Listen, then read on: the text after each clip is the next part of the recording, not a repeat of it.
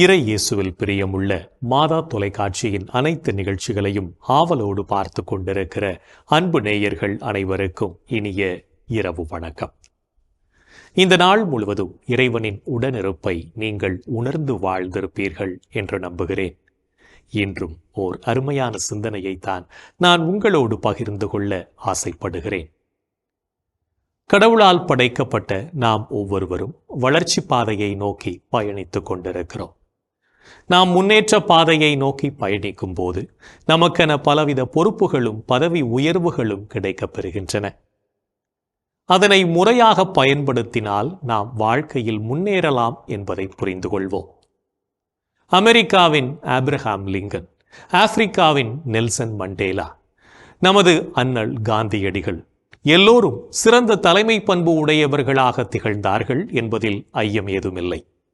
அனைத்திற்கும் மேலாக நம் அன்பர் இயேசு தலைமைத்துவத்திற்கு சிறந்த எடுத்துக்காட்டாய் விளங்கினார் என்பது நாம் அறிந்ததே.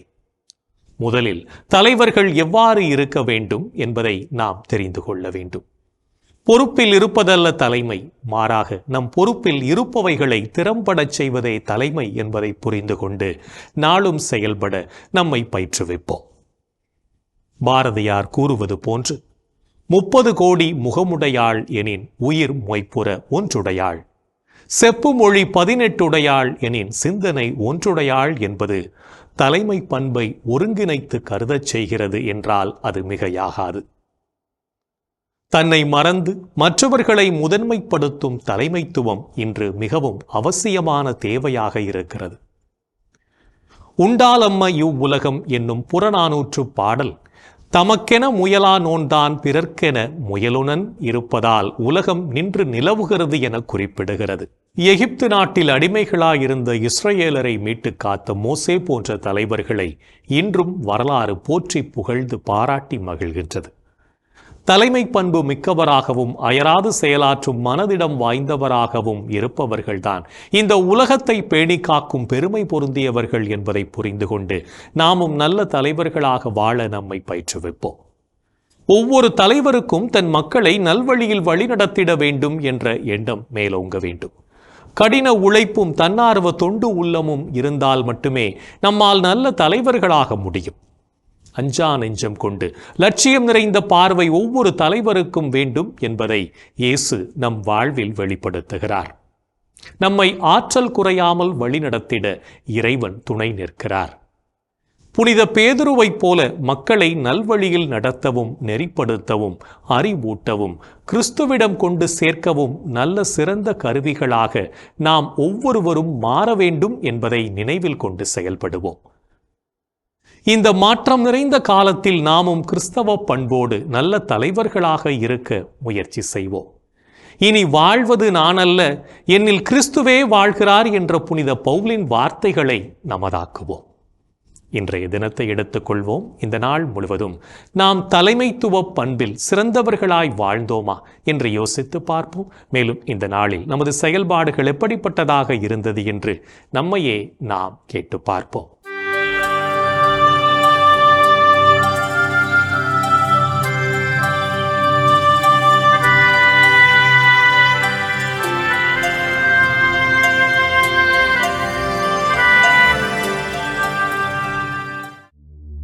இன்று நீங்கள் உங்கள் மனதை தூய்மையுடன் வைத்துக் கொண்டீர்களா? அமைதி அருளும் கடவுள்தாமே உங்களை முற்றிலும் தூய்மையாக்குவாராக. அவரே நம் ஆண்டவர் இயேசு கிறிஸ்து வரும்போது உங்களுடைய உள்ளம், ஆன்மா, உடல் அனைத்தையும் குற்றமின்றி முழுமையாக காப்பாராக. இன்று நீங்கள் மற்றவர்களை பழிவாங்கும் எண்ணத்தோடு நடந்து கொண்டீர்களா? பழி வாங்குவோர் ஆண்டவரிடமிருந்து பழிக்கு பழியே பெறுவர். ஆண்டவர் அவர்களுடைய பாவங்களை திண்ணமாய் நினைவில் வைத்திருப்பார். இன்று நீங்கள் உங்களோடு உள்ளதை மற்றவரோடு பகிர்ந்து கொண்டீர்களா? பணத்தை உன் சகோதரர்களுக்காகவோ நண்பர்களுக்காகவோ செலவிடு. அழிந்து போகும்படி அதை கல்லுக்கு அடியில் மறைத்து வைக்காதே. இன்று நீங்கள் உங்களிடம் கொடுக்கப்பட்ட பணத்தை நேர்மையோடு கையாண்டீர்களா? செல்வத்தின் மீதுள்ள விழிப்பு உடலை நலியச் செய்கிறது. அதை பற்றிய கவலை உறக்கத்தை துரத்தியடிக்கின்றது. இன்று நீங்கள் கடவுளை போற்றி புகழ்ந்தீர்களா? நமது வலிமையாகிய கடவுளை மகிழ்ந்து பாடுங்கள். யாக்கோபின் கடவுளை புகழ்ந்து ஏத்துங்கள். இன்று நாம் இறைவனுக்கு ஏற்புடைய செயல்களை செய்திருந்தாலும் சில நேரங்களில் இறைவனுக்கு எதிராகவும் செயல்பட்டு பாவத்தில் விழுத்திருப்போம். அத்தகைய தருணங்களுக்காக மனம் வருந்தி மன்னிப்பு கேட்டு மனத்துயர் மன்றாட்டை ஜெபிப்போம்.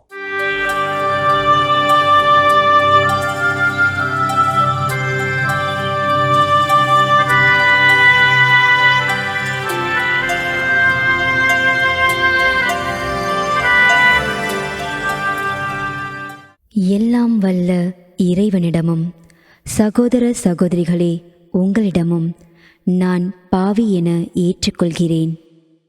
ஏனெனில் என் சிந்தனையாலும் சொல்லாலும் செயலாலும் கடமையில் தவறியதாலும் பாவங்கள் பல செய்தேன். என் பாவமே, என் பாவமே, என் பெரும் பாவமே. ஆகையால் எப்போதும் கன்னியான புனித மரியாவையும் வானதூதர் புனிதர் அனைவரையும் சகோதர சகோதரிகளே உங்களையும் நம் இறைவனாகிய ஆண்டவரிடம் எனக்காக வேண்டிக்கொள்ள மன்றாடுகிறேன். ஆமேன். மனத்துயர் மன்றாட்டை ஜெபித்ததன் வழியாக இறைவன் நம் பாவங்களை மன்னித்து நம் ஒவ்வொருவரையும் அவருடைய சொந்த பிள்ளைகளாக ஏற்றுக்கொள்வார் என்ற நம்பிக்கையோடு இறை வேண்டலில் இணைவோம்.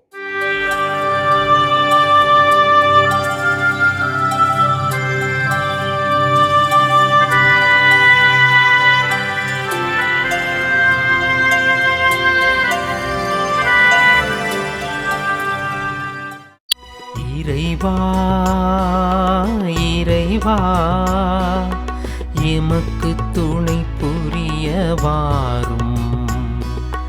ஆண்டவரே எமக்கு துணை புரிய விரைந்து வாரும். தந்தைக்கும் மகனுக்கும் தூய ஆவியார்க்கும் மாட்சி உண்டாவதாக. தொடக்கத்தில் இருந்தது போல் இப்பொழுதும் எப்பொழுதும் என்றென்றும் இருப்பதாக. ஆமென். இறைவா இறைவா எமக்கு துணை புரிய வாரும். ஆண்டவரே எமக்கு துணை புரிய விரைந்து வாரும். தந்தைக்கும் மகனுக்கும் தூய ஆவியாருக்கும் மாட்சி உண்டாவதாக. தொடக்கத்தில் இருந்தது போல் இப்பொழுதும் எப்பொழுதும் என்றென்றும் இருப்பதாக. ஆமென்.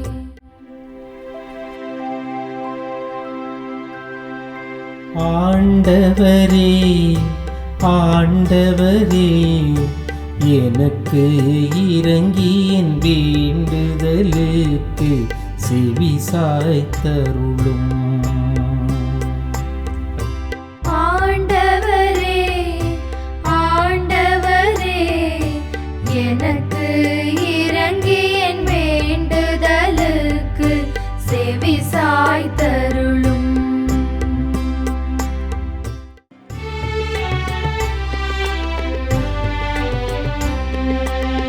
எனக்கு நீதி அருள்கின்ற கடவுளே, நான் மன்றாடும்போது எனக்கு பதிலளித்தருளும்.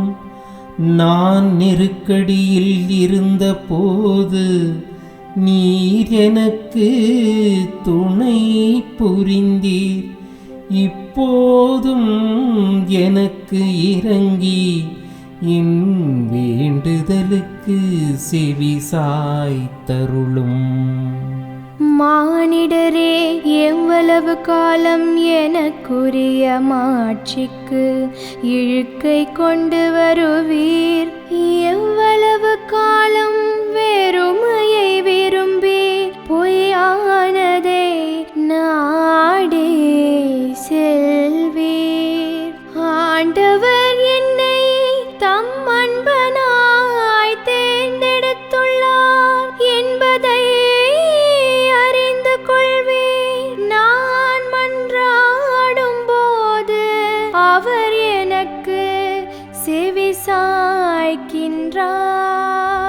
சினமுற்றாலும் பாவம் செய்யாதீர். படுக்கையில் உங்கள் உள்ளத்தோடு பேசி அமைதியாயிருப்பீர். முறையான பலிகளை செலுத்துவீர். ஆண்டவரை நம்புவீர். நலமானதை எங்களுக்கு அருள யார் உள்ளர் என கேட்பவர் பலர்.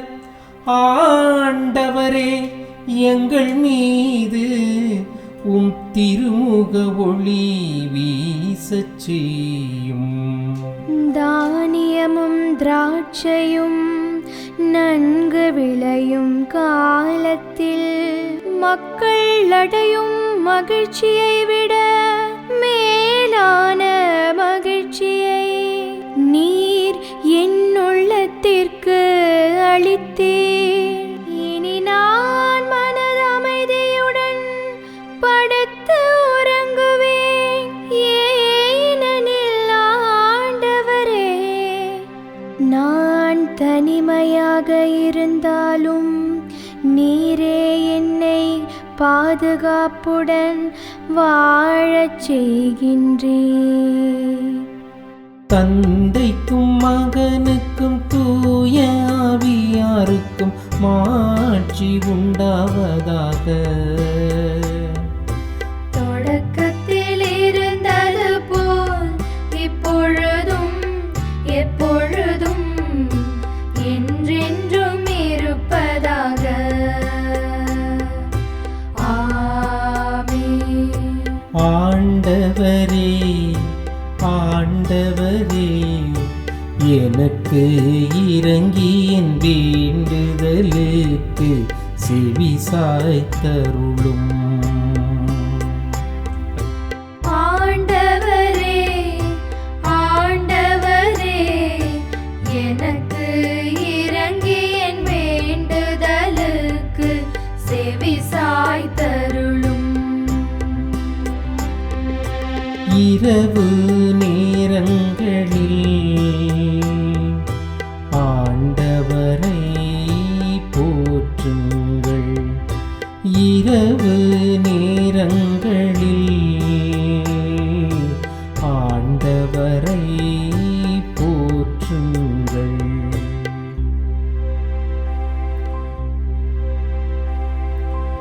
இரவு நேரங்களில் ஆண்டவரின் இல்லத்தில் பணி செய்யும் ஆண்டவரின் ஊழியரே, நீங்கள் அனைவரும் ஆண்டவரை போற்றுங்கள்.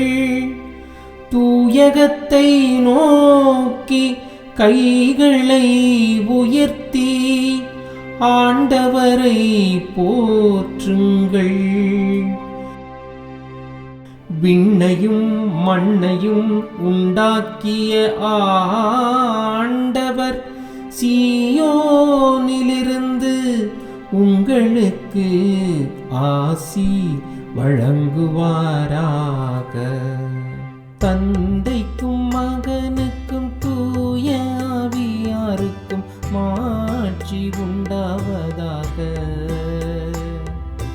தொடக்கத்தில் இருந்தது போல் இப்பொழுதும் எப்பொழுதும் என்றென்றும் இருப்பதாக.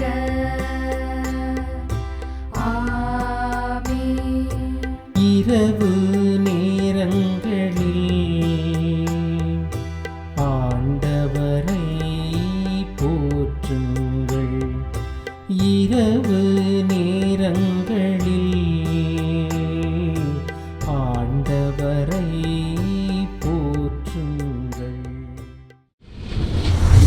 இறைவனின் உடனிருப்பு இந்த இரவு பொழுதிலும் நம்மை பாதுகாத்து வழிநடத்தும் என்ற நம்பிக்கையை இறை வேண்டலின் வழியாக பெற்றுக்கொண்ட நாம் இப்போது நாளைய நற்செய்தி வாசகத்திற்கு செவிமடுப்போம்.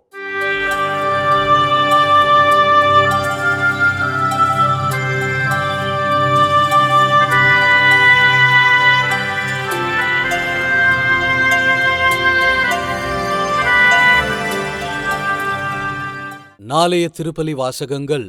முதல் வாசகம் இறைவாக்கினர் எசாயா நூலிலிருந்து வாசகம். அதிகாரம் 55, இறைவார்த்தைகள் 1 முதல் 3 முடிய. பதிலுரை பாடல் திருப்பாடல் 145. இறைவார்த்தைகள் 8 முதல் 9 மற்றும் 15 முதல் 18 முடிய.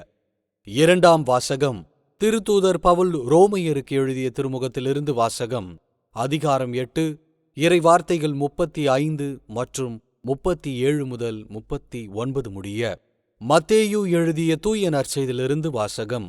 அதிகாரம் 14, இறைவார்த்தைகள் 13 முதல் 21 முடிய. அக்காலத்தில் இயேசு புறப்பட்டு படகில் ஏறி பாலை நிலத்திலுள்ள தனிமையான ஒரு இடத்திற்கு சென்றார். இதை கேள்விப்பட்ட திரளான மக்கள் ஊர்களிலிருந்து கால்நடையாக அவரை பின்தொடர்ந்தார்கள். இயேசு அங்கு சென்றபோது பெருந்திரளான மக்களைக் கண்டு அவர்கள் மீது பரிவு கொண்டார். அவர்களிடையே உடல் நலமற்றிருந்தோரை குணமாக்கினார். மாலையானபோது சீடர் அவரிடம் வந்து, இவ்விடம் பாலை நிலமாயிற்றே, நேரமும் ஆகிவிட்டது. ஊர்களுக்கு சென்று தேவையான உணவு வாங்கிக் கொள்ள மக்கள் கூட்டத்தை அனுப்பிவிடும் என்றனர். இயேசு அவர்களிடம், அவர்கள் செல்ல வேண்டியதில்லை, நீங்களே அவர்களுக்கு உணவு கொடுங்கள் என்றார். ஆனால் அவர்கள் அவரை பார்த்து, எங்களிடம் இங்கே 5 அப்பங்களும் 2 மீன்களும் தவிர வேறு எதுவும் இல்லை என்றார்கள். அவர், அவற்றை என்னிடம் இங்கே கொண்டு வாருங்கள் என்றார். மக்களை புல்தரையில் அமருமாறு ஆணையிட்டார். அவர் அந்த 5 அப்பங்களையும் 2 மீன்களையும் எடுத்து வானத்தை அண்ணாந்து பார்த்து கடவுளை போற்றி அப்பங்களை பிட்டு சீடர்களிடம் கொடுத்தார். சீடர்களும் மக்களுக்கு கொடுத்தார்கள். அனைவரும் வயிறார உண்டனர். எஞ்சிய துண்டுகளை 12 கூடைகள் நிறைய எடுத்தனர். பெண்களும் சிறு பிள்ளைகளும் நீங்களாக உணவு உண்ட ஆண்களின் தொகை ஏறத்தாழ 5000. ஆண்டவரின் அருள்வாக்கு.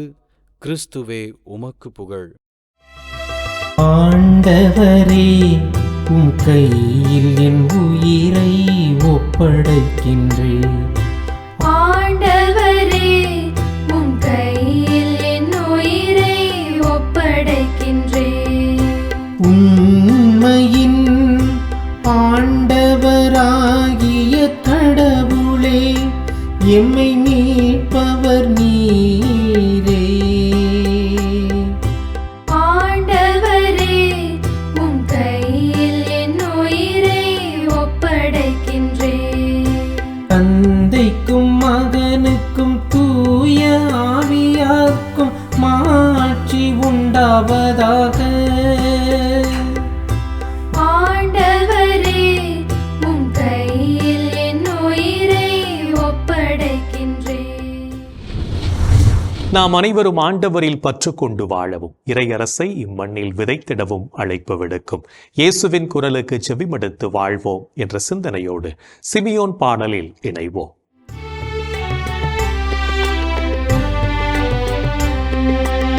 ஆண்டவரே, நாங்கள் விழித்திருக்கும் போது எங்களை காத்தருளும்.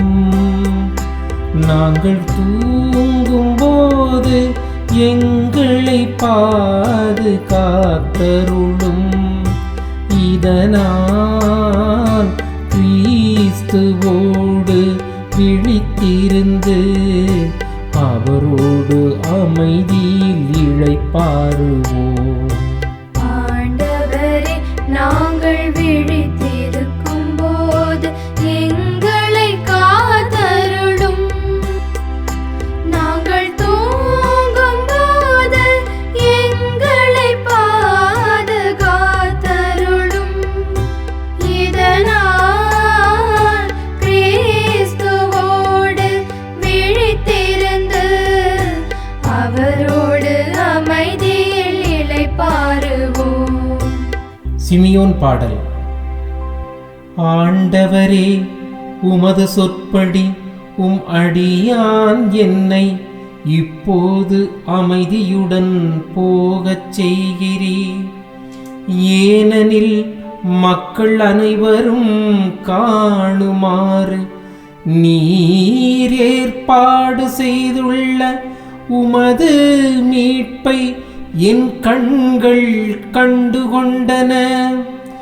இம்மீட்பே பிற இனத்தாருக்கு வெளிப்பாடு அருளும் மொழி.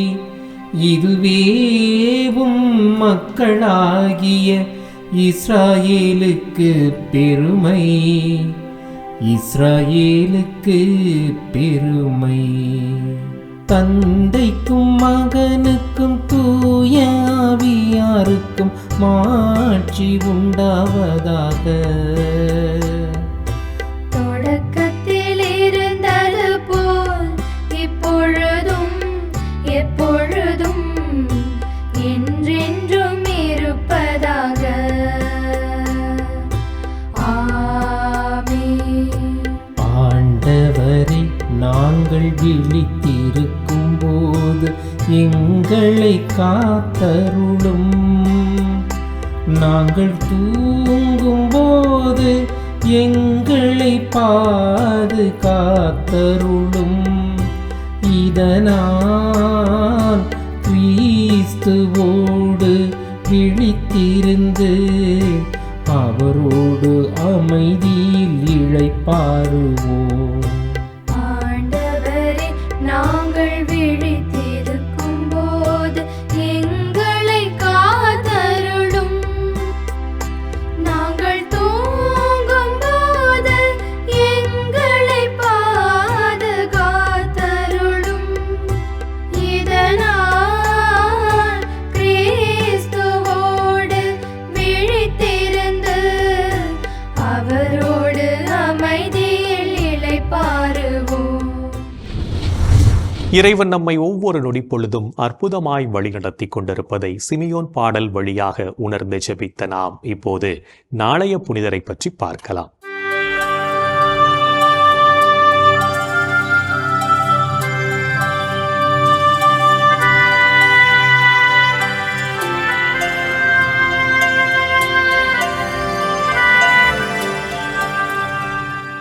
ஆகஸ்ட் 2. புனித யுசேபியஸ்.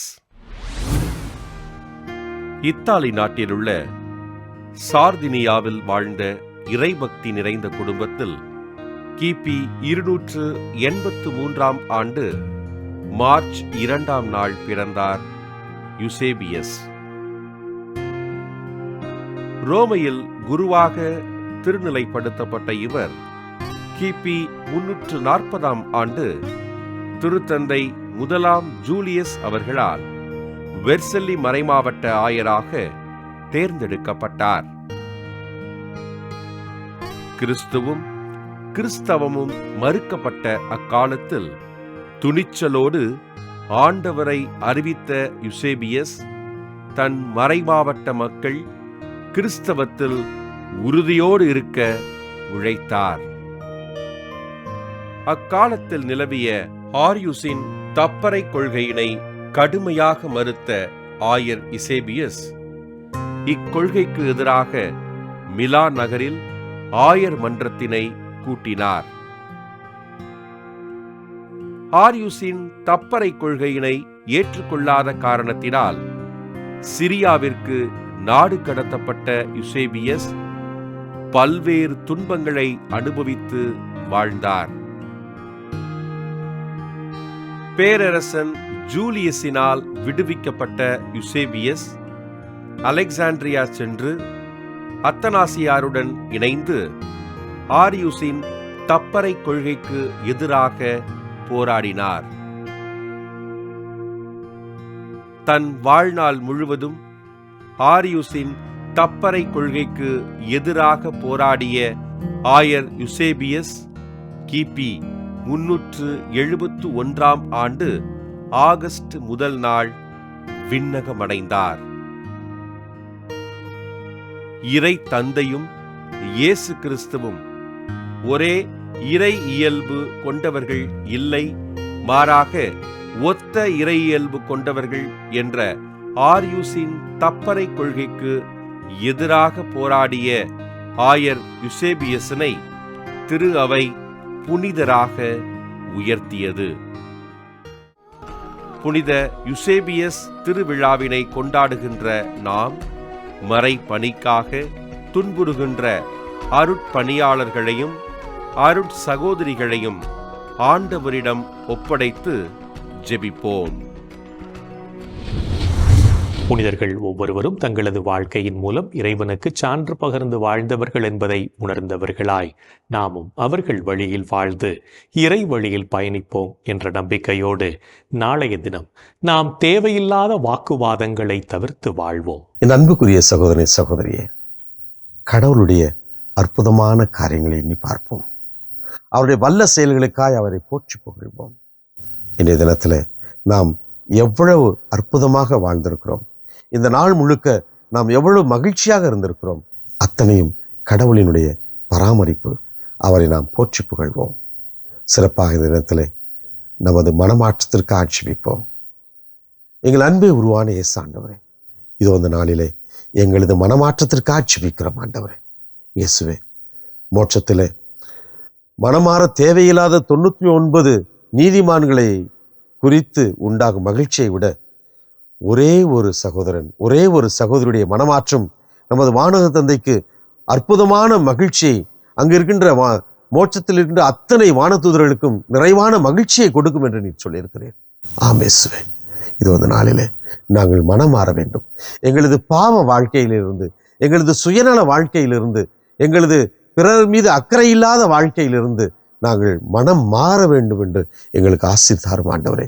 இதோ எங்களது வாழ்க்கையில் நாங்கள் மனம் மாறி உம்மையும் உமது அன்பையும் பிறர் மீது கொண்டிருக்கின்ற நாங்கள் அன்பையும் நாங்கள் ஒவ்வொரு நாளும் வெளிப்படுத்தி ஆண்டவரே உமது பிள்ளைகளாக, உமது சகோதரனாக, உமது சகோதரியாக வாழக்கூடிய ஆற்றலை, வல்லமை எங்களுக்கு தாரும் ஐயா. எங்கள் அன்பு தாயே, ஆரோக்கிய அன்னையே, எங்களது மனமாற்றத்திற்காக உமது அன்பு மகளிடத்தில் எங்களுக்காக பரிந்து பேசுங்கள் அம்மா. இந்த ஜபங்களையெல்லாம் எங்கள் ஆண்டவராகிய இயேசுவே உமது வல்லமையான திருநாமத்தின் வழியாக உம்மை கெஞ்சி மன்றாடுகிறோம். ஆமென்.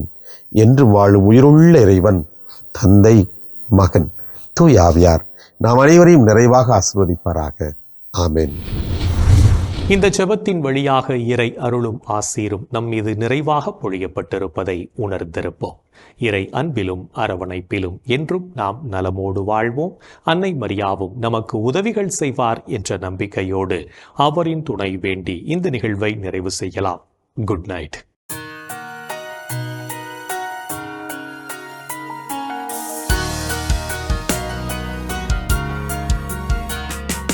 வானகம் ஆளும் அரசி வாழ்க,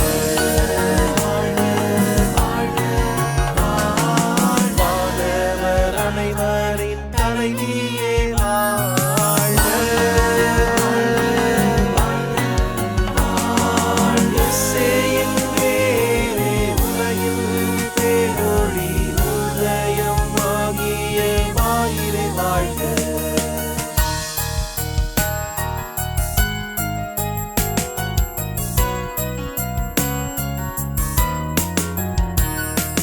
மாட்சி மிகுந்த